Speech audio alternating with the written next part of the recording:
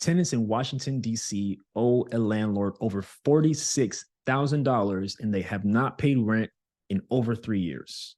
Welcome to the Black Real Estate Dialogue. Thank you for tuning in to another video. So the way we're going to do this is we are going to check out a news clip about this landlord who's owed over $46,000 in rent. And then I'm going to react to it. I'm going to share my opinion and hopefully some tips that'll help you on your investing journey. All right, so let's jump right into it.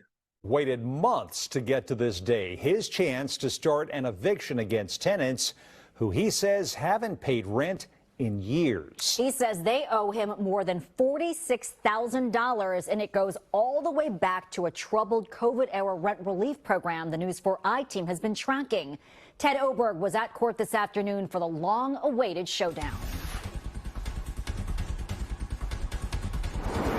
It has taken a long time for John Jones to get here to D.C.'s Landlord and Tenant Court. He says his tenants owe him $46,800 in unpaid rent.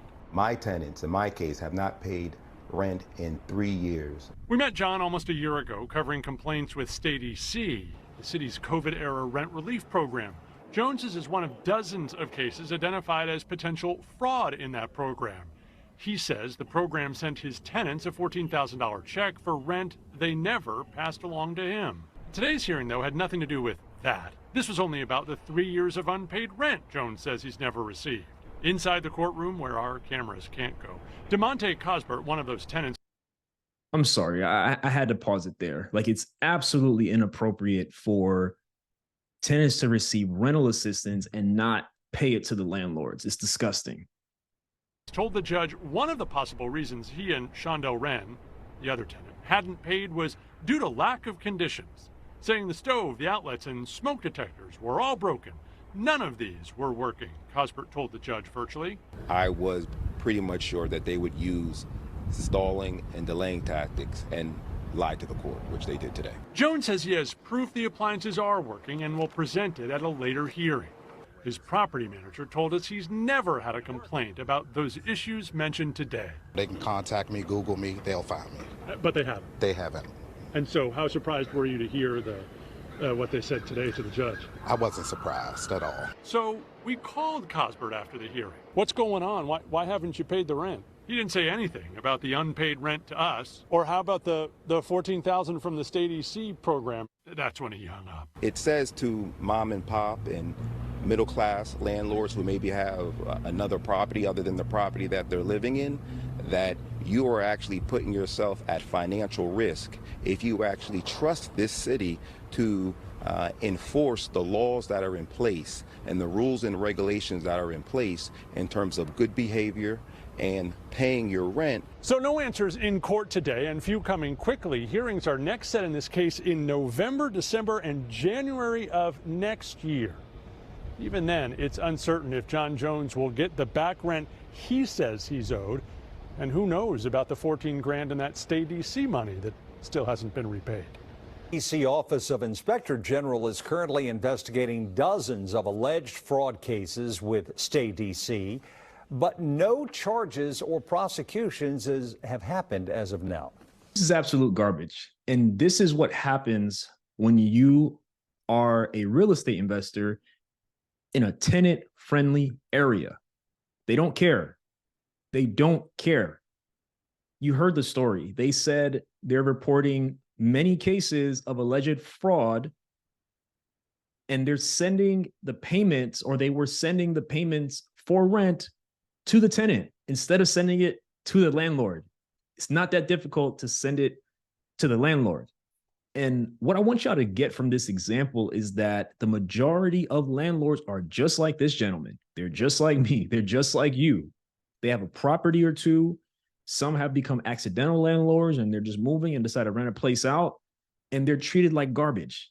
That's how it goes in landlord and in tenant-friendly areas. And just for education purposes, a landlord-friendly city or state is a place in which it is easy to enforce a lease, and it is simple to evict the tenant for non-payment of rent. And also no rent control. Under those circumstances, a landlord can actually do business, right? But when you go to these places, when you go to the LAs, when you go to the New York Cities, when you go to the Washington States and Washington, D.C., and all these other places that are tenant friendly, you are set up for failure. You are set up for failure, in my opinion. And so I think that's the first problem. And it should be labeled as fraud for a tenant to misuse government funds that should be given to the landlord. And it should go straight to the landlord to begin with. I feel really bad for this guy, and I'm surprised he hasn't. I mean, I don't know how close he is to losing the house, but at this point, who knows? He's owed almost $50,000 in rent that he'll never get back. And the crazy part is, if he does successfully evict the tenant, he will never be made whole. He never will. He'll never be able to recoup all of the money he lost dealing with this terrible tenant.